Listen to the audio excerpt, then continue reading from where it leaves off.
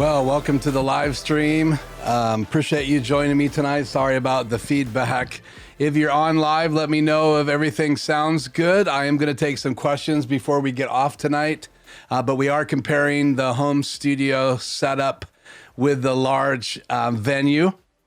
And let me just see if this video worked out, hopefully.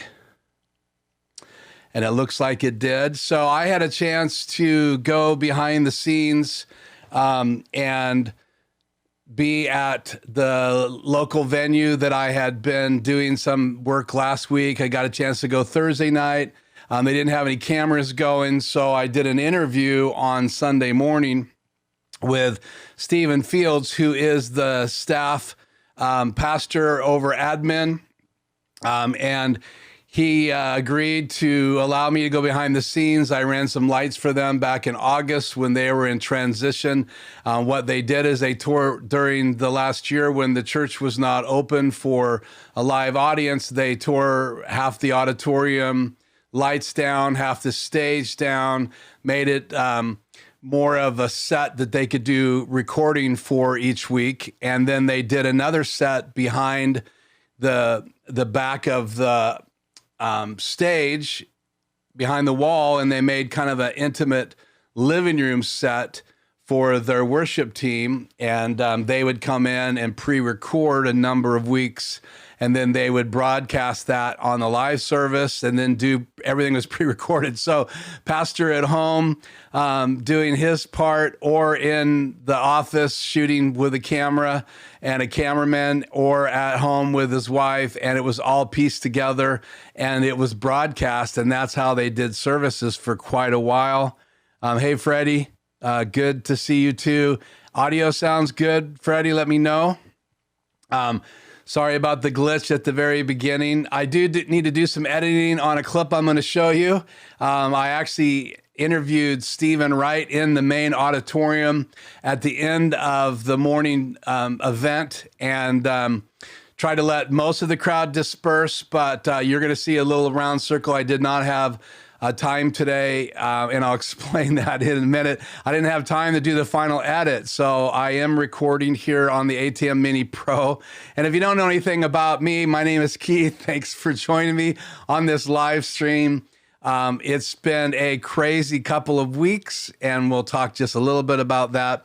I do have an image I put together tonight I'm going to share of how I'm planning on using my ATEM Extreme ISO. Notice I dropped the Mini off of the name. I've renamed it myself. I apologize, but it's not Mini anymore. I found out that I'm like number 53 at the dev store after they sent their first shipment. I don't know if that was 53 before they sent the shipment or 53 after, but it's going to be a while. But I'm already starting to decide how I want to use it in the studio. I'm going to use my ATEM Mini Pro, which I'm recording on right now. I'm going to use it for, better turn that on, audio follow video. I'm going to use it for using it mobile. So if I get a chance to go out and do a podcast, I can do multiple cameras and record the mix, put graphics on most likely later, unless I'm doing a live podcast, and then I will use my Hyperdeck with my remote unit as well. Eventually, I'll probably get an extra Hyperdeck to be mobile so I can have a little kit when I go out. But right now, most of what you see I'm doing here, and even when I went into this venue on Sunday, I shot with my iPhone. Cool, thanks, Freddie. The audio sounds good. So I shot with my iPhone and a little Rode Lav Plus microphone, and so you just used the Lightning adapter to TRRS, and I did all this audio on that.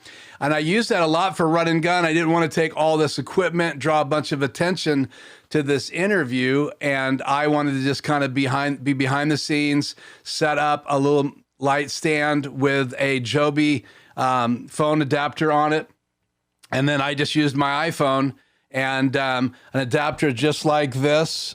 I don't have the Rode Lav Plus with me, but adapter just like this, and I used Filmic Pro. So if you don't know anything about that app, let me know here in the notes, and I'll be happy to send you a link on the Filmic Pro. And it's a great little tool to get full screen clean HDMI out of your iPhone, and that's what I use in the studio anytime I'm going to be shooting with my iPhone in here as a camera 4, and I use it a lot for my mobile camera. So what I want to do is I want to go behind the scenes and show you a couple more slides this week. Hopefully we will not be on an hour tonight. Appreciate your time. I'm a little bit later because I had some things I had to do. I've been actually getting together a series of videos on the DJI Ronin S. Why so late? Well, because I got this about a year and a half ago, and then with what happened, I really just left it in the case. So my video series is going to be really talking about the tools that I have that I haven't been using and why, and are they tools that I'm going to get rid of, like the ATEM Mini Pro once I get the ATEM Extreme ISO. I'll be keeping it for a mobile kit, and I will have a video hopefully by this time tomorrow posted on my channel, not live. It'll just be an upload that will talk about the ATEM Mini, about the DJI Ronin S and my feedback. And I think it's going to be a fun series. I'm planning on 2 or 3 more videos on that, and just talking about how different ways you can use it and how I want to potentially, if I keep it, use it here in the studio. So we'll talk a little bit about that. So I want to roll this clip. It's a little bit of an interview. I wanted to ask Steven some questions about what it was like during the lead up to last year, 2020, what they were doing. As I shared last week, if you haven't watched last week's live, part 1, I showed behind the scenes of their different stations that they're doing for their live venue. I also showed you slides of inside my studio, and I plan to show you a few more slides today after we get done with this intro. But I like this interview.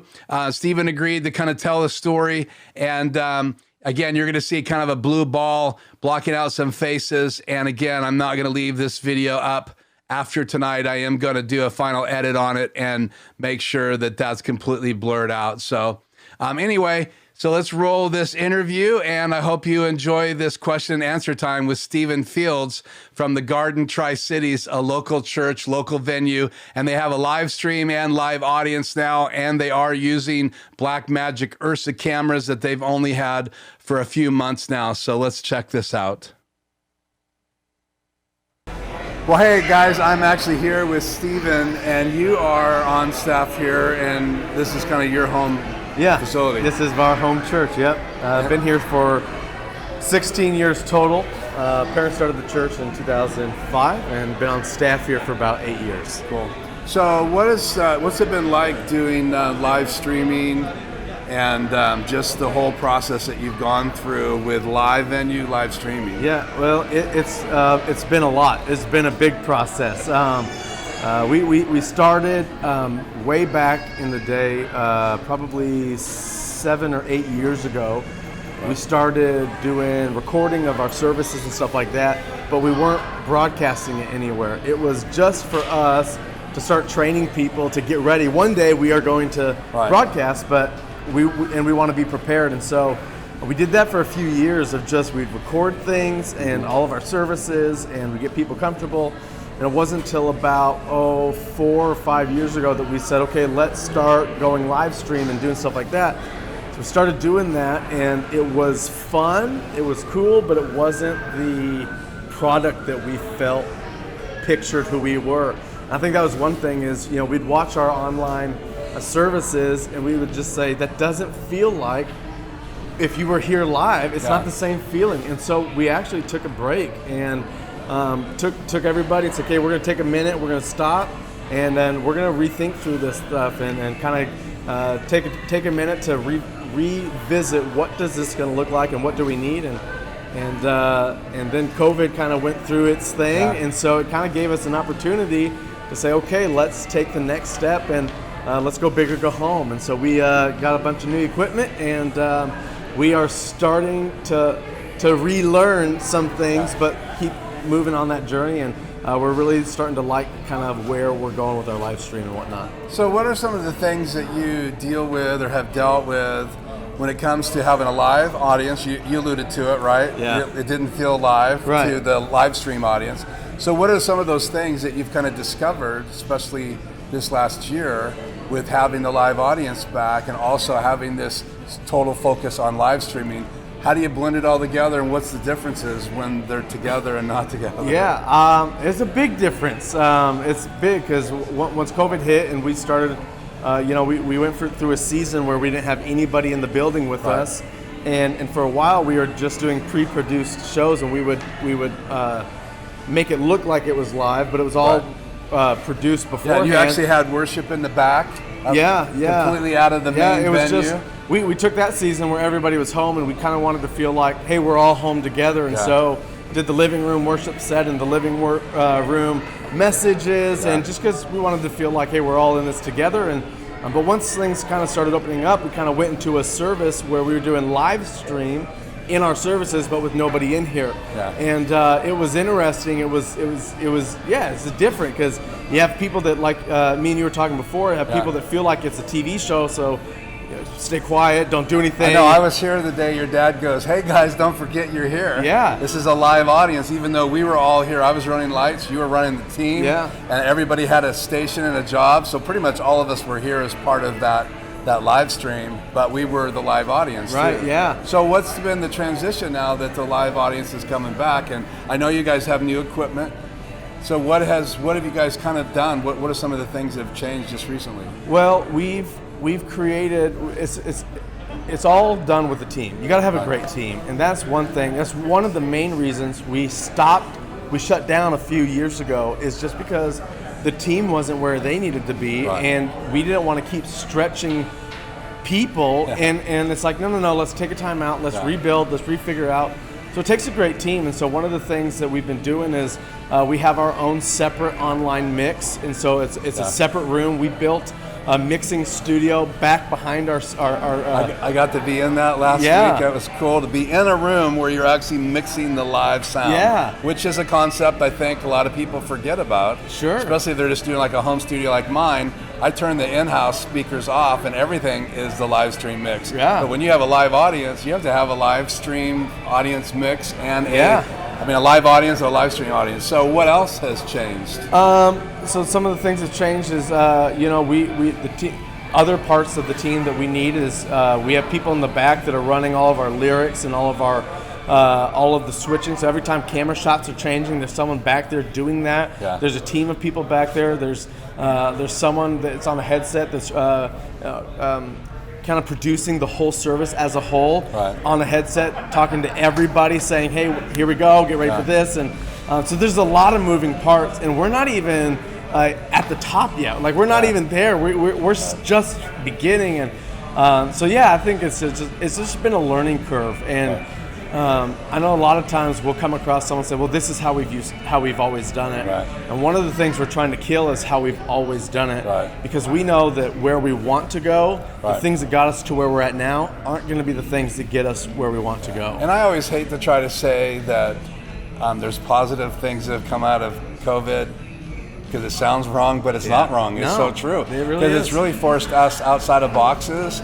And you guys I've seen great changes here. I've kind of had a semi-front row seat. Not like you, but I've had a chance to see it. So if there's like other venues, people that own concert venues, other pastors that are trying to go back to not only a live venue, but a live streaming, what would be some advice that you would give them that you guys kind of experienced because there's areas even in our state of Washington that haven't gone live yet. And yet we're on the other side of the state where we are having groups back. So what would you say to them? I would say, one, comparison is a great tool, but it can also be a killer of confidence. And so like we'll look at churches, because that's our sphere of influence, that have been doing this forever and are worldwide, and if we're not careful, we'll go, well, they do it like that and they do it like that. Well, they also have been doing this way longer. Their budgets are way bigger, and so we'll look and compare to learn, okay, what could we do now to get us to the next step, so that maybe one day we could get to where they're at. And I think that's one thing is, it's like once we went to COVID, it's like, oh, we're going online, and the immediate reaction was, well, look at what everybody else is doing, and it's like, no. We haven't been doing this as long as they have. So let's do us. Let's take our steps. Let's take the next step. And that's what a lot of all of our new equipment is us just taking the next step. I mean, like I said, spent years filming our services, but not ever producing them and going anywhere. So the next step was, well, let's start producing them. And so I would just say use comparison as a tool, but don't let it limit like, oh, well, they're doing that and we can't do that. No. Figure out a way, be intentional. It'll be awesome. Yeah, I like that. So comparison could be the killer to confidence. Your confidence. I like that. So write that down. It came from Steven today. Last thing, I remember we had that little meeting all on Zoom together, right, in the day. Yeah. And the dilemma was to be able to have your dad be able to do it from, the home dining room table. And that was our conversation, which I felt like was one of the cutting edge things that you guys did. Got a chance to see your mom next to your dad, which we only saw glimpses of. So often, And that was really cool. So that was something too. So the intimacy that you guys created, and now the venue and everybody's back, and it's fascinating, and I'm having a blast getting a chance to be behind the scenes. So you have a new camera behind us. We do, yeah. It's right there over your shoulder. What is that? It is a Blackmagic Ursa. We have 3 of them. 2 of them are hardwired in. One of them has a mobile rig on it. It's hardwired in right now, but if we wanted to, we could pop it up and go mobile. So it has the wireless receiver on the top, Correct. so that must be, or a sender, and there's a receiver and there's in the a background. receiver over here in the sanctuary, Awesome. Well, it's cool to see the new technology. I shared last Tuesday on my live stream that there's actually a difference in picture quality. I picked on you a little bit because small difference. You're before, and I saw your dad after. He looks really good on camera too right now, trust me. So thank you, Steven, for so much. First of all, for you guys being so willing to let me be a part, back scene, and I've been backstage, I've been in that booth, I've been out here with you, and we just got done with a live service. And so you were on stage with your guitar. I have a picture of him on stage, here it is. So thank you so much, and I hope that maybe as you learn and I learn from my perspective, we'll just continue to be able to encourage other people out there. And if there's ever any questions, anything that we could do, we're all on the same team, and even if it's not church, but it's some other influence, like we'd love to help in any way that we can, because we were once, and still are, in the spot saying, hey, how do you do this? What would you do? So anything we could do to help, we'd love to. Awesome. Okay, man. Well, thank you, sir. And I won't touch you, but I'll just say thanks. No problem. Okay, guys. We'll see you right here in my studio. But thank you, Steven, for doing this. You bet. Okay. I really enjoyed getting a chance to pick Steven's brain, and we've had a couple conversations before this, but the more I think about getting outside and doing live streaming outside with venues, right? So part of my thought process is, what do I need to be thinking about when I get out there with my ATEM Mini Pro? Obviously, he's got 3 Ursa cameras, as you heard. They added those. They had a number of different cameras before, different manufacturers, but now they can do color correction on all 3 Ursas. So that camera behind us is the camera on the right, and then there's a center camera, and I'll show you a slide of that here in a minute. And then the mobile camera, they don't have anybody operating at mobile right now, but that one Sunday they did, and I got to see that as well. It's pretty cool, and it's all wireless, so they're not tethered, so they can just go around and use that Ursa camera. And the video looks amazing. Their setup is pretty incredible, and you can hear some of the things that they had to go through, shutting their team down for a while, really trying to figure out, and I think this is the dilemma, right? If you're in the studio and you're trying to invite people in like I am, right? So if we were sitting here having a conversation, I try to make it as much like that. And when I have people in here, before the last 14 months, I was sitting here showing how to do things. Now I can do it through cameras and different angles, through Zoom. I can also do a private, YouTube video for someone if I need to. And there's lots of different things that you can do now with the tools that we have. But when we get outside, there's a difference between doing live stream in a outside venue. When I say outside, not in a home studio, but you're actually in a venue where you have an audience, be it a funeral, be it a concert, be it, you know, I know that there's venues, concert venues opening up in cafes over the years, and now they're streaming, and a lot of those cafes were serving food and could having people inside. I know Keith Urban was doing his own concerts in his studio live, and Nicole Kidman one night, my wife and I literally to go on a date, we went and got drive-through, went up on a mountainside, put my iPad on the dash, and I watched a live concert with Keith Urban, and Nicole Kidman was dancing back and forth across the camera. And to be honest with you, it was pretty cool. It wasn't like a normal concert. I felt like I got invited into Keith Urban's studio, which was pretty cool if you think about it. So lots of changing. I know the technology that we're talking about, the stuff that I'm using, other people are using. I have an opportunity to go behind the scenes in another venue. I was going to do it tonight, but it conflicts with my live stream. So I'm going to do it next week and go on early on my live stream. But I have another venue that's offered for me to come in. They're not using Blackmagic materials. They're at another level. And so I want to do a number of behind the scenes there as well to, you know, grow myself and share it with you as much as I possibly can. So a couple slides here that I think would be really cool to show you. So this was, just to kind of take you through the history, this was my little beginning spot right here. This is my little desk in my bedroom. I had that light right above my head. These are my mobile lights. So I had the softbox, 2 diffusion filters, and that was kind of right over top of me. And you can see this is me using the Logitech web camera. And let me switch back to this other slide here real quick. And I have that right here. It's right on top of my desk. I keep it on my little display up here. And if I want to, if I'm on OBS or if I want to shoot a video or a timer, I can shoot my little desktop up here, my little shelf. And that's where you see the Batman and stuff like that that I show every so often here. It's all on that shelf. And so that was the camera I was using. Then we progressed a little bit. And here's this slide. So now I had my Canon 5D Mark IV. I was using the Cam Link, which I've showed before. I don't see it today. I had it out. But this is the little Rode pod mic that came out with the Rodecaster Pro. They also came out with a brand new mic. They're great mics. I use it when I'm unboxing at my table. And so that's a great mic. So that was kind of our history. And now we're in the studio. I have the Canon 5D Mark IV right now I'm talking in. I can switch to camera 2, which is right here. And so this is my main camera when I'm doing other stuff, but when I'm doing the training at my desk, I usually use camera 2. And that gives me the ability to be able to see everything. I've got my iPad out right here, so I can watch the comments and have my Rodecaster Pro right in front of me and my laptop here to my right. And actually, I might as well show you my desk here. I'm sure this camera timed out. That's my Canon 5D Mark III. That camera 1 is my EOS R.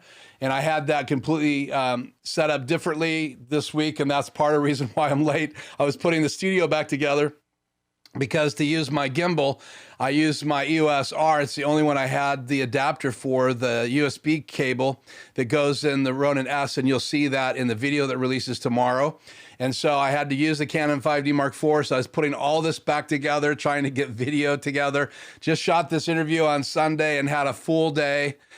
So I apologize to get to you so late, and I'll have to repost this video again, as you saw. So Canon 5D Mark IV, EOS R, L lenses. I have the overhead camera we'll switch to right now. This is camera 4. You will see a little bit of my monitor tonight. You can actually see me talking. And I left that in there because this is my monitor that I use quite a bit. So you can see I have a Hyperdeck ATEM Mini Pro. This is where the Extreme is gonna go, and there's plenty of room on my desk. I may have to move my monitor stand over, my Stream Deck, and then my Rodecaster Pro, and then the Hossa switcher, which I had switched over to channel 1, which runs my studio speakers. And so that's why I got the hum, the feedback, because obviously if I have my monitors on and turn my mic off of mute at the beginning of tonight's live, I realized that I hadn't switched it back to channel 3, which is what's fed into channel 1 of my ATEM Mini Pro. So that's how I get audio in to the stream. And on the Rodecaster Pro, I've showed before, I can actually play, I can play different things. I have all of these pads, and I have headphones. So if I do a podcast, I can have 3 other people on headphones. I have 4 channels. I have my computer channel, which I bring in audio from any videos or anything I play there. Might as well put picture-in-picture up here. It's probably on the wrong camera. Oh, sorry. I had something set up there. So it's a great tool that I use all the time in the studio, and I love to be able to have the sound effects, have the music track that I can play anytime I want. And so again, it's just a great tool. So that's kind of the behind the scenes of my studio. Again, if you go behind the scenes where we were, this was their shots before they changed cameras at that venue. And the bottom shot is actually with my lights, and that is a little nicer because it was well lit, and so you can get a pretty good picture out of their cameras, but they're pretty grainy when you use the really cool lighting and all that. They just didn't do really good with low lights, and those colored lights really don't lend to really good lighting, and so that can really affect your picture quality because, again, you need light to get video. So I always tell people, I go, for photography and videography, one of the most important things is light, because that's what we're capturing. You got light reflecting off of me, and if we remove all the light, obviously things change very drastically. And so I always tell people light is the essential ingredient to a good stream, a good photo, and obviously a good video. And so their lights are a little brighter now. They have a little bit better backlighting, so they can really do some separation. And then let me show you a shot now with their Ursa cameras. Find that slide here. So here's where the Ursas, and lights off in the back, and yet you have the lights on past her. Picture 4, 1, 2, and 3 are just different angles. And then you have the center camera, the one that I was by for my interview with Steven is camera 5. And so you can see it's just a really good quality picture. And then a little bit behind the scenes again this week. Here is their control room, which is backstage right behind the big screen. So there's another little backstage space in the wings on the other side of this wall. So there's pretty good soundproofing, but you can see the station. They're using some outboard gear to mix with and be able to control the Ursa cameras. That's what that is on the left. And then on the right, that's the switcher that they use to control their 4K ATEM, so 2ME. So it's a great setup. Little further back shot here. I don't think I showed you that shot. And you can see you got the big rack on the left-hand side. And here's kind of a breakdown of everything that they have. And again, I showed you this slide last week, but this is on the top left. You can see they actually have an audio room. So right behind those 2 gals in the bottom left picture, there is a wall right behind them, back behind where I was sitting about 8 feet away. Against the wall. On the other side of that wall is that control room for audio mixing live, and that's the top left. And so they have all these stations. They have a separate room for mixing audio, and they have a separate room for doing the words on the screen and their big screens. That's what the gal on the right is doing. She's using Pro Presenter, and so she can do a confidence monitor as well as a lyrics on the big screens, and then she also has lyrics that go out on the live stream video. So live big screens, confidence monitor, and then lyrics on the actual live stream itself. So it's pretty incredible. So obviously going from this, my station, to this and this kind of equipment, is a big jump. And this is kind of where I was a little over a year and a half ago in this little studio using this webcam.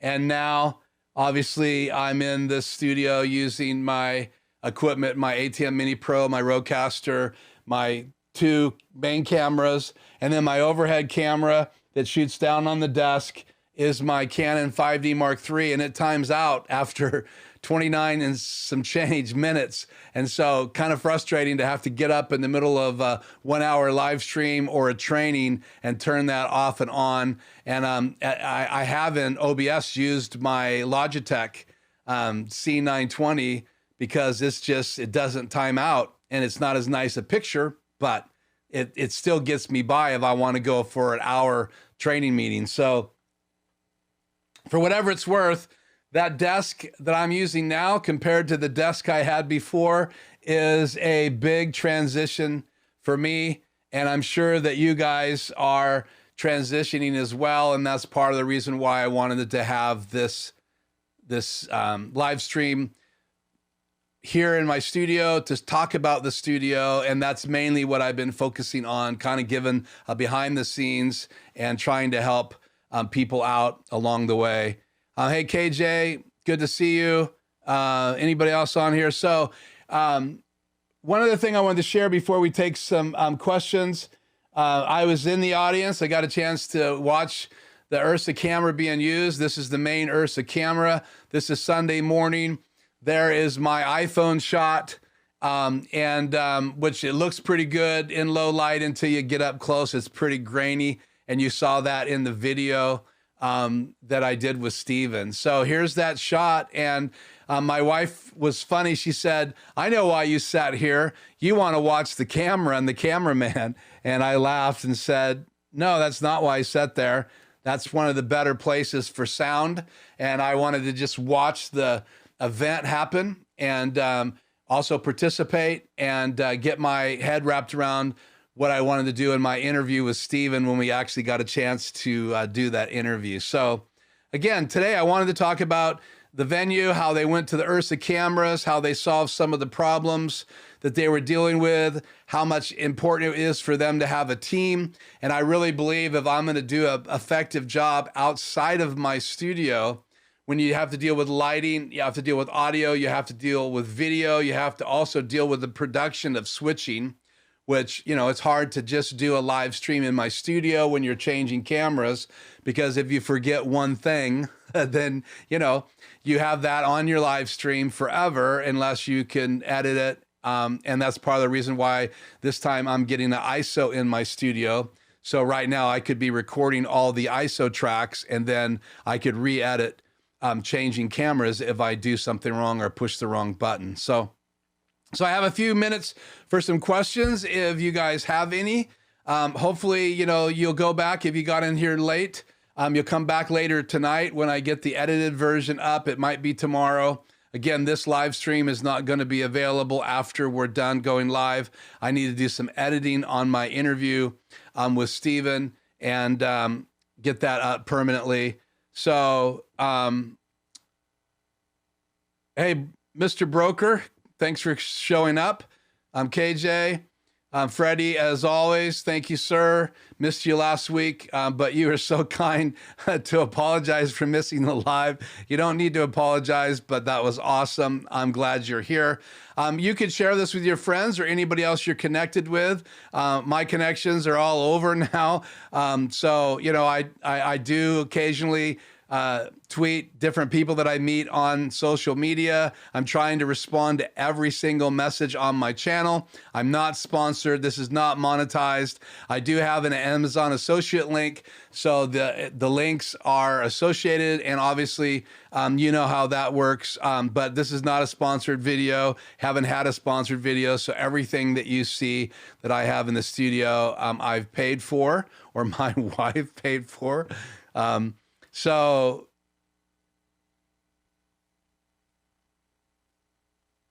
yeah, I don't see any questions. So if you guys have any, I would be happy to answer them.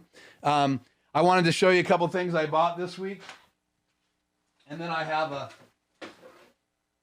a slide I want to show you of my future layout of my studio with my ATEM Extreme ISO. So I bought, when you're using I kept this out specifically, when you're using the Ronin S and you want to have a monitor on it, I'm going to use my Portkeys monitor, which is what you see me looking at when I glance above the glass. I apologize for that. One day this will be a monitor that I can actually look right into the camera with, teleprompter. But this is actually a battery charger. Let me hold that up.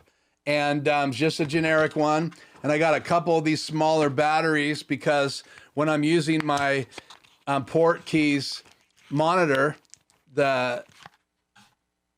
it's a 2000 nit monitor, so it's great for outside.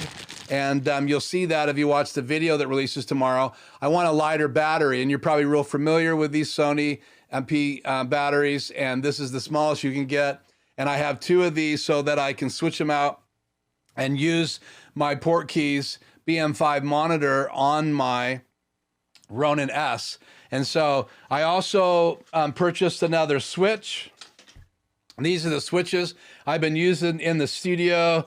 They're by Techole, Techole, and I've had some of these links on my videos. And I'm using this. What I want to be able to do is be able to switch 2 inputs to 1 output, and that's what I use these for.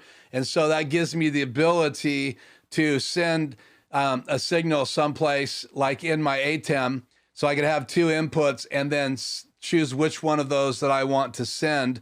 And I do that now. I have 2 of these hooked up right now. I have one of these hooked up going into channel 3 of my ATEM Mini Pro, and I have one of these hooked up going into channel 4. And then I can also bring a camera as well through my Hyperdeck into channel, really in reality 3 or 4, but really 3, because 4 is the alpha channel. So I can bring that camera in just by, if it's hooked up and on, I can hit the record button, and then my Hyperdeck sees what it would be recording, what's coming in the input. And then if I want to play a video, I just queue up a video, and then I hit play, and then it'll play that. So it's switching automatically when I push those buttons, not automatically, but manually, it's switching between those 2 sources. So that gives me a ability to have video or motion graphics or fly-in graphics or a camera. So that's what I use for my iPhone. And so I have that switch so I can bring in either my laptop, or I can bring in my multi-view when I need to show people how to use the software in the control software for the Blackmagic Design ATEMs. So again, I have 2 of those batteries. I have the charger here, and I'm going to be actually doing another video this week on the Ronin S, talking about how to put a monitor on it. Let's see what else I also had to get a small HD super lightweight cable, HDMI mini to HDMI, and we'll see how light this really is. That way it doesn't add weight to balance my gimbal. I'm not sure it's going to be long enough. That's going to be a trial and error. So it's kind of fun to be getting this stuff and opening it up and trying it out and just trying to get as much as I can out of my studio now. And all of these tricks I'm learning right now with my ATEM Mini Pro, I'm taking with me when I go outside of the studio. So that's very important. That topic of how to use the ATEM Mini Pro, the ATEM Mini ISO, or even the ATEM Mini to get as much as you can out of it, that topic's going to continue here because I'll be taking that kit out remotely. I don't plan on anytime soon getting another Extreme. They're not inexpensive. It's $1,300 United States money to get that. So that'll probably be my only one for a while. So let me show you my little drawing here that I prepared for you. It is crazy. I just used Adobe Illustrator and the line tool to make this. If you've been around my channel, you've seen this look before. But here's the mess. This is my plan. And I'm not set up tonight to do my DVE. I probably can while you can't see me here set that up. But let's see, take it out of Hyperdeck and put it into camera 2. Let's see if I can bring that puppy up now. Yeah, still not working because I had some other things set up. So you can see here my drawing. You can study that. It's too eclectic to try to explain, but I've really thought this out. It's similar to the way I have it set up now, but if you look at this drawing, you can actually see that I have a channel free. And where you see a Y channel go in, I'm gonna actually have a switch there, and that's why the pictures of the switches are there. So I have an extra computer that I use for editing that goes into my monitor, and you can see that my BenQ 32-inch 4K monitor will let me have 4 inputs. So 3 of those inputs I'm using them right now. And then I usually use the bottom right input for my big PC.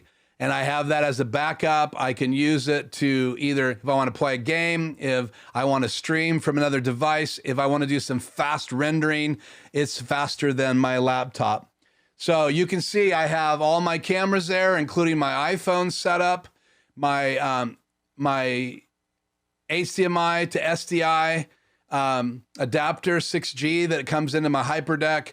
My HOSA is down there on the right-hand side with my sub and my in-studio speakers, so you can see how that's wired. I do not have wires going into the network switch or the streaming bridge because there's just no more space for all of these crazy lines. And so for whatever it's worth, it's a work in progress. And, you know, I have to kind of think through all this in order for me to be ready for when it gets here, because I need to do training. I actually have a venue in Snohomish that I'm going to be training. And so I'm already having to wrap my head around every part of the ATEM Mini Extreme and Extreme ISOs so that I understand how all the keys work, how SuperSource works, what you can do with the 8 inputs, what I can do with the 2 HDMI outputs, the routing, how I'm going to use it in my studio, how I'm going to have it set up so I can train them remotely, because Snohomish from where I live is 4.5, 5 hours away. So I don't want to have to travel all the way there. So I'm going to not be traveling all the way there. I'm going to actually do a lot of the training remotely. We're going to have 4 monitors set up in different places in the building, TVs. We're going to be using cat cable and a matrix to send the same signal to all those TVs. But we're going to be able to route HDMI 1 and HDMI 2 out of their ATEM Mini Extreme, and that's what they ordered. I have an Extreme ISO coming, they have an Extreme. And so everything's the same except for I can record all 8 inputs. It'll also record the media pool that I use, the 2 media players, and I can go in and I'll have a copy of the program view as well when I'm done with my ISO. They can only record, like my ATEM Mini Pro right now, just the program out. And so I'll be training them. So, and they ordered it same time as I ordered it. So, and theirs is an Extreme, mine's an ISO. The Extremes came out about 18 days prior, I think, to the release of the ISO. So we'll see. I said earlier, I'm number 53. So now I'll put that still up a number of times in the videos to come as we get closer to hooking up to ATEM. But I promised a few of you that I would put that little still up there so you can take a look at it. I think everything's right on it. I wanted to look at it one more time. And then I'm going to actually take it step by step. So what I'm going to do is I'm going to do an OBS slideshow, and then I'll add one item at a time. And I'm going to do a whole video on each piece of the equation. Then the lines will be, the cables will be a little cleaner. And I'm sure that there's a program out there that could do a better job of my little drawings. I'm just building that in Adobe Illustrator using PNG files. Either I find on the sites of the manufacturers, or I have to bring those JPEGs into Photoshop and make PNG files out of those. And so Again, man, that's a mouthful today. I'm looking here for any questions if you guys have any. I don't know where Oso is. So I'm in the Tri-Cities, which is in Washington State, United States. Oh, Paul, you have what arriving? Is that a Extreme ISO or is that a ATEM Extreme? So really cool. That's exciting. What about video on the background? I'm not sure what you mean by that question. What about video on the background?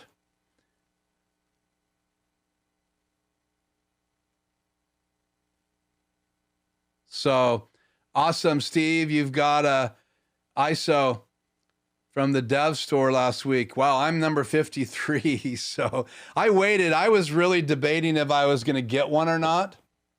So in all fairness, you know, I'm trying to learn how to not just buy every piece of equipment that comes out, which would be easy to do if, you know, funds were unlimited. And usually what I'll end up doing is selling something and then getting something else.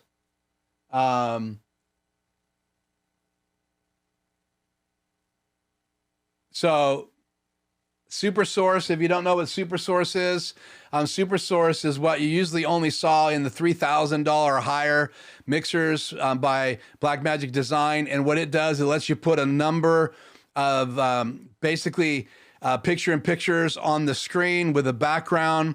And the ATEM Extreme, the ATEM Extreme ISO, both have the same features. You're going to be able to do a number of things with it that you can't do with the ATEM Mini. The ATEM Mini has one upstream key, which is where your DVE rests, and that's where you do your chroma key, and that's upstream key, and that typically is designed to switch with your layers, right? Camera 1, camera 2, and then your downstream key is the last thing on there. So it's always, like we did graphic design, you started with the board, then you pasted the fonts on and you just stuck everything on the paper. Well, the downstream key is the last thing on there. And so you're going to have the ability to do a lot more with the extremes. And so you have SuperSource, which is the ability to bring in, you know, picture-in-picture, 2 guests and assign different inputs to it. And there is some limit to what you can assign to those DVEs, especially when you get all the way up and have 4 SuperSource boxes on the screen. And I'll be doing demos of all that. There's already some out there on social media right now on YouTube. And I've been watching those to learn more about SuperSource. I've been familiar with it. You see it all the time on news shows. Anytime they have 2 or 3 guests on the screen, they're using parts or SuperSource from Blackmagic Design or something similar from other manufacturers. And it's always been a very, very expensive feature. And now if you bought a ATEM Mini Pro ISO for literally like $100 more, you could get an Extreme. It wouldn't have the ISO recording. It would just have the HDMI output program recording. But for $100 more, you can jump up to SuperSource, multiple keys, 2 HDMI outs, 2 USB-C outs. So that means I could have my camera, my webcam always available. And that's the USB-C out of the ATEM Mini or the ATEM Mini Pro or ATEM Mini ISO. When you get the Extreme or the Extreme ISO, you can have 2 USB-Cs out. So one would be a hard drive like this, and this is what I use. One of these in my ATEM Mini Pro. That's not what I pulled. I pulled one out of my laptop. And then you could have that hooked up all the time, and you could have the USB-C coming out, going into your laptop or your PC or your Mac, and then still have your webcam up. So if you're gonna do a Zoom call like I do, I don't have to switch the USB-C ports from recording to a SSD or being able to use my webcam. So I like the idea that I'll be able to have both of those hooked up. So there's so many things that are gonna come, but I don't want you to think that you can't continue to do a great job with your ATEM Mini ISO Pro or your ATEM Mini just Pro, because they're great tools. I love my ATEM Mini Pro, and I use it almost daily here in the studio. Even if I do a Zoom call, I have usually multiple camera angles that I can use in those. So I think that's it tonight.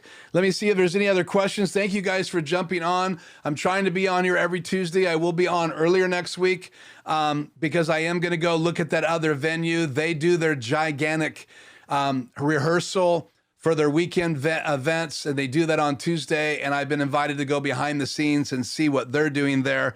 And so that's at 6 o'clock. So I'm going to have to stream probably like 4:30 next week, so you can watch it recorded if that's too early, or for some of you, you may be able to go to bed at a decent hour because I'll have shut up way earlier on that day and be at that venue. And I'll bring some footage. Again, tonight's live stream is going to come down and go back up later. I have to edit that interview with Steven and make sure I clean that up and only have our faces in that video as much as I possibly can. So that's a look at my future Extreme setup, you know, with my 3 studio cameras plus my iPhone. And then I'm going to have all the other things plugged in. I need to be able to show my computer screen. I need to be able to show the program view. And so I also want to be able to hook up maybe a different camera than my iPhone. And that's why I designed it to have that last port available if I add another camera. Because I'm always moving cameras when I'm doing unboxings, and it would be nice to not have to move those cameras as much anymore when I'm changing sets. And this is my unboxing table right here, and you'll see a video on that this week or my other videos. So thanks, guys. I will... 6 layers max, Steven, on Super Source. So that would be the 4 in the Super Source max, and then you have 2 other DVEs, and I've seen some examples of that. So, and then you still can use your keys to add graphics, but that would be, you'd probably use your downstream keys to add those. And again, the downstream keys are limited compared to the upstream keys. And you can see that just by looking at your software, you know, what the limits are between the upstream key and the downstream key. And the reason for that is how they're used in video production and where they lay in the changing the cameras and all of that. And on the downstream key, you can still have it follow. That's what that little button is in your software. And I don't have it set up tonight to show you my control software, but right on the right-hand side where you turn on and off your downstream key, you'll see that you can follow there. Then if I change cameras, that will follow back and forth. And so, yeah, Steven, Aaron got his ISO this week. He said he has a great live stream on Sunday mornings at 10 o'clock. I have to watch it now after the fact because I've been visiting this venue to get all the behind the scenes stuff. And I think I'm going to go from station to station in the next number of weeks. So hang out with the cameraman, hang out with the sound tech, and really learn that process hands-on if I can. So, man, I hope I hit all these questions. I am so thankful that you guys came on. This is how I've learned, joining some live streams of other guys on YouTube. And so I thank you for joining me tonight. If you have any questions or something that you would like to see me talk about here on the live stream next week, please let me know. Again, I'm going to come with some stuff next week on this same conversation. And then the following live, we will be looking at the other venue and what they're using, and they're going to be outside the Blackmagic Design camp. So that's going to be quite fascinating for me. So that's all I have. I want to thank you guys so much for joining me tonight.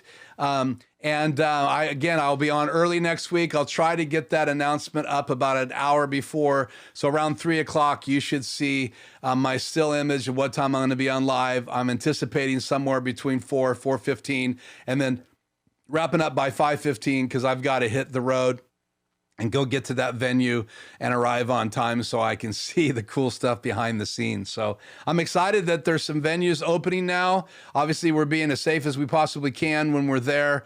They're all still doing distancing in those venues, even on the stages and even in the back setups for the people that are working in this venue. So But it's cool to see these venues operating again and see how they're applying these things that we've learned in 2020. And that's pretty incredible when you think about that we were able to learn some things. So again, I love that conversation with Steven. So I hope you guys that missed that will watch that later when I post this as part 2. So, okay, well, that's all I have. I want to thank you guys again for joining me tonight. I'm going to put my crazy still up here as we go out of my future ATEM Mini Extreme ISO. And hopefully, Steve, this won't confuse you so much. And it says Steve Shannon Broker. So I hope you won't try to hook yours up like this because this is pretty eclectic. So I will see you guys in the next live stream. And I'm Keith. This is Life Journeys Production Studios. And we'll be back very soon with that Ronin S video here on the channel. See you then.